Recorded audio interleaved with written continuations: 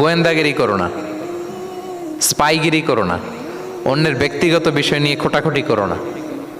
এরকম স্বভাব আমাদের অনেকের আছে না নাই? অনেকে দেখবেন যে অনেকের প্রাইভেট বিষয় নিয়ে খোঁচাখুচি করতে সে বড্ড মজা পায়। আছে এরকম? এটা হারাম। আওয়াজ করে বলুন, এটা কি? ওয়ালা তাজাসসু, গোয়েন্দাগিরি করো না।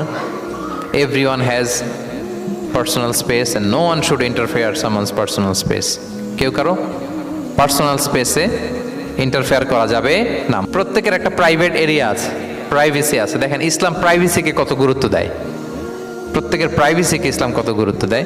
কারো প্রাইভেসির মধ্যে ইন্টারফেয়ার করা এটা ইসলাম পছন্দ করে না। এজন্য খবরদার, কারো ব্যক্তিগত কোনো ইস্যু নিয়ে আমরা নাক গলাতে পারবো না।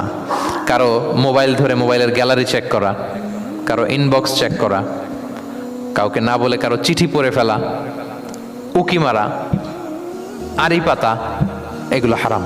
এগুলো কি? তো এরকম সব আমাদের আছে না নাই?